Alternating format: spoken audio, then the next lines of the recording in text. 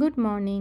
আমার এই উত্তরের জানলাটা দিয়ে সারাদিন রোদ ঝলমল করে। আজকে সকালবেলা উঠে চা খেয়ে আমি প্রথমেই চলে গিয়েছিলাম আমার ব্যালকনিতে।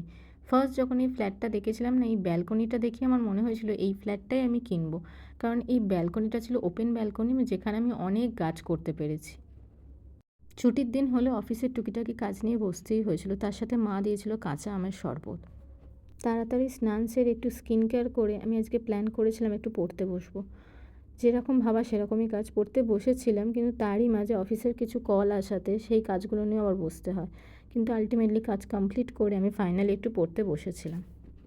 বিকেলের ওয়েদারটা আজ বেশ মেঘলা ছিল। দার্জিলিং থেকে ফেরার সময় আমি বেশ কিছু চায়ের প্যাকেট এনেছিলাম, যার মধ্যে একটা মশলা চাও এনেছিলাম। আজকে মাকে বললাম সেই চাটাই বানাতে।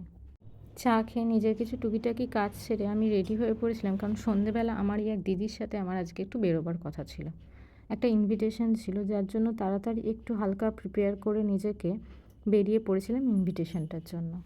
আজকের এই ভিডিওটা এতটাই। টাটা।